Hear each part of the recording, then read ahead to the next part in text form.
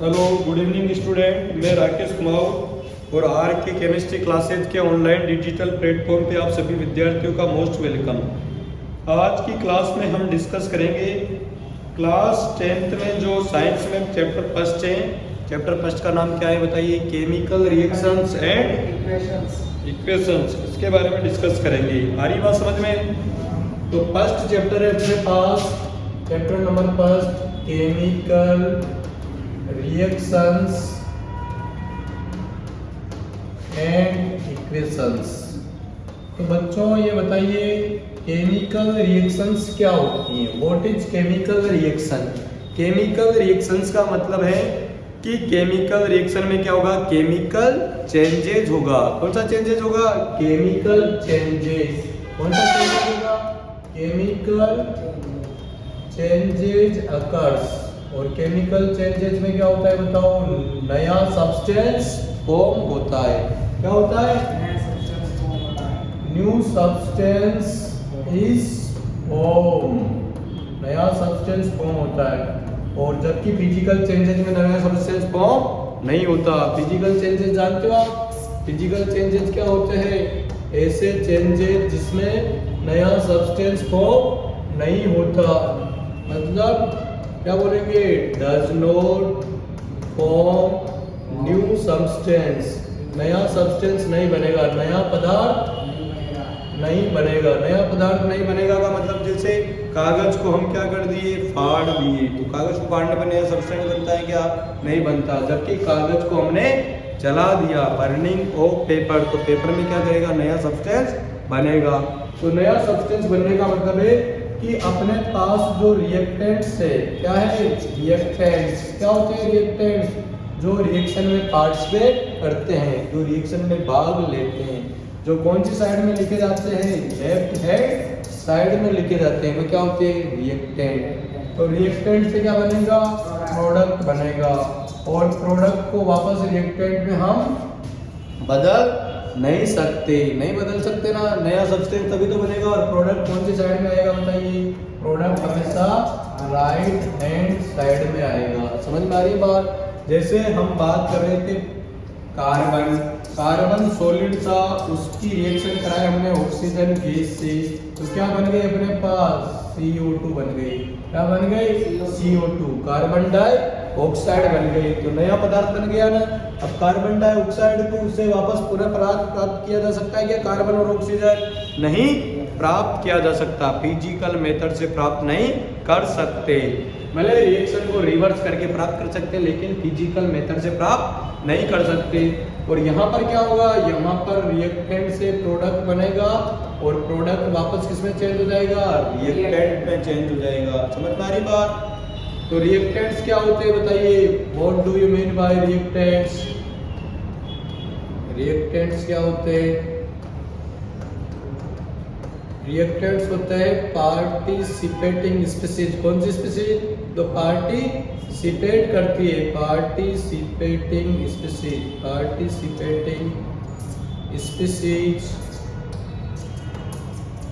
Involve in a chemical reaction.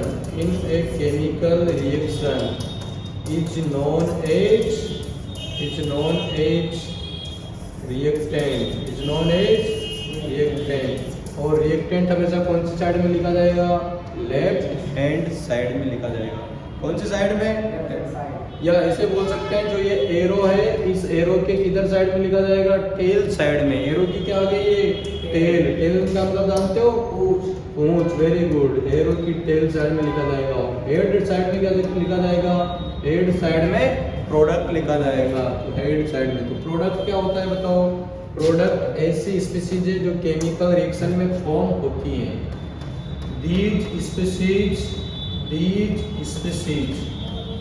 these types of compound is formed during the chemical reaction. Chemical reaction में ये form होते हैं। तो these reactions is formed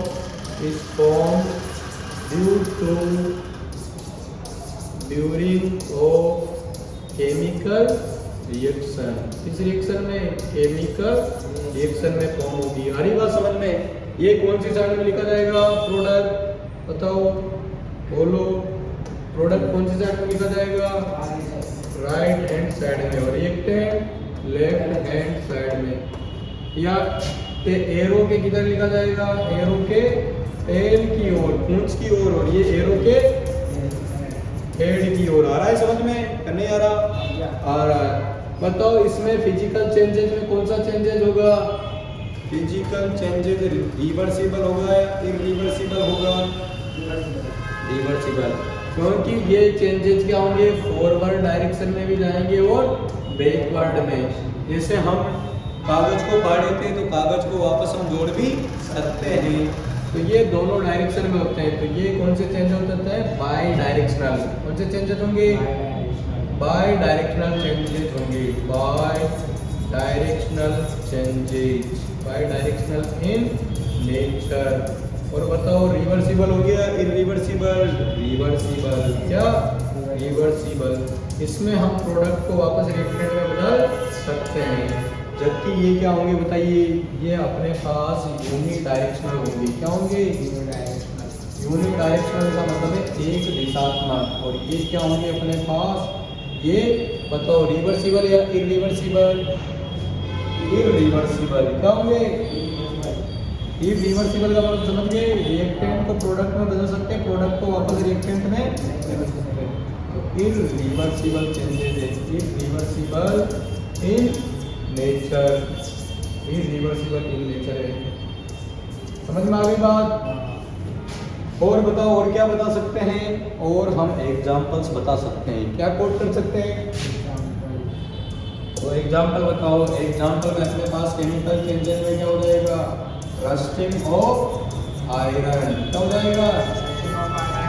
iron पे जंग लगना। कंबशन ऑफ पेपर और मेल्टिंग ऑफ आइस किसमें जाएगा? फिजिकल चेंजेज में जाएगा ना, क्योंकि वहाँ पे नया पदार्थ नहीं बनेगा।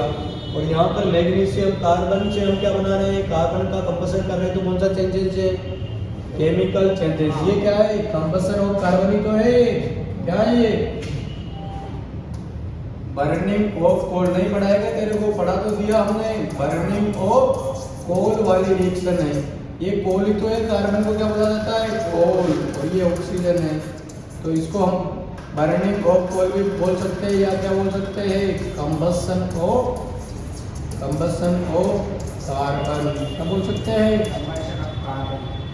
नहीं आया समझ में? आ रहा है। रस्टिंग ऑफ आयरन के अलावा क्या एग्जांपल हो सकता है बताओ केमिकल चेंजेस का? Burning of paper. Magnesium ribbon को हम ये करते हैं, तो बर्निंग ऑफ पेपर की बजाय बर्निंग ऑफ कैंडल के एग्जांपल होगा या नहीं होगा? कैंडल को हम बर्न करेंगे तो एग्जांपल होगा या नहीं होगा? होगा, क्योंकि मोमबत्ती को जलाएंगे तो मोमबत्ती की लो इसमें चल जाएगी, गैस में चेंज हो जाएगी, काला काला नया सब्सटेंस ऑब्टेन हो जाएगा। ब्रीथिंग भी कौन सा चेंज है? ब्रीथिंग नहीं है, ब्रीथिंग तो फिजिकल चेंजेस हैं। रेस्पिरेशन है केमिकल चेंजेस। कौन सा? रेस्पिरेशन। यहाँ पर हम कैंडल को क्या कर रहे थे? बर्न कर रहे थे। अब मैं क्या कर देता हूँ बताओ? मेल्टिंग ऑफ वैक्स कर देता हूँ, वैक्स को पिघला देता हूँ, मोम को पिघला देता हूँ, तो कौन सा चेंजेस हो गया? मोमबत्ती को पिघलाएंगे तो कौन सा चेंजेस? Physical changes. क्योंकि मोम सॉलिड होती है, सॉलिड से लिक्विड जाएगी। हमने सपोज करो कि हमने यहाँ पे एक एग्जांपल देखो, जैसे आइस थी, आइस में भी फॉर्मूला तो H2 ही होगा, उसको हम टेम्परेचर दे रहे हैं तो किसमें चल जाएगी आइस? वाटर में, तो भी फॉर्मूला तो सेम ही होगा। तो बताओ मेल्टिंग ऑफ आइस कौन सा चेंजेज है? तो मेल्टिंग ऑफ आइस भी फिजिकल चेंज है। और अभी हमने आपको बताया कि सांस लेना, सांस लेने में देखो हमने क्या लिया? ऑक्सीजन। क्या छोड़ा? CO। नया पदार्थ बना क्या? नहीं बनाना, सांस लिया छोड़ दिया, लिया और छोड़ दिया। तो ब्रीथिंग कौन सा चेंजेज है? ब्रीथिंग फिजिकल चेंजेज है। जबकि रेस्पिरेशन, रेस्पिरेशन का मतलब जानते हो? श्वसन। क्या होता है? रेस्पिरेशन नहीं पढ़ा आपने? अरे नहीं देखा है क्या रेस्पिरेशन का नाम? रेस्पिरेशन रेस्पिरेशन में क्या होता है, हम ऑक्सीजन लेते हैं, ऑक्सीजन अंदर जाती है और अपने फूड को क्या करती है, डीकम्पोज करती है, तोड़ती है। तो ऑक्सीजन से क्या बनता है, नया सब्सटेंस बनता है, ऊर्जा मिलती है, तो नया सब्सटेंस बन जाएगा। तो कौन सा चेंजेज, केमिकल। जबकि सांस को यूं लिया और यूं छोड़ दिया, योगा करते हैं, तो कौन सा चेंजेज, फिजिकल चेंजेज। अब तो आ रहा है समझ में, करने आ रहा है, आ रहा है। कटिंग ऑफ वेजिटेबल्स, वेजिटेबल को हम कट करेंगे, फ्रूट को कट करेंगे, तो कौन सा चेंजेस हो जाएगा,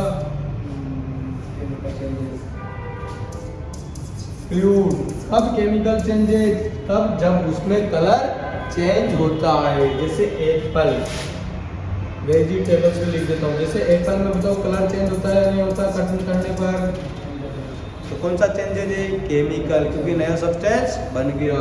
और किसमें, पोटैटो में, पोटैटो में होता है या नहीं होता, होता है। और बताओ किसमें होता है, ब्रिंजल, बैंगन में।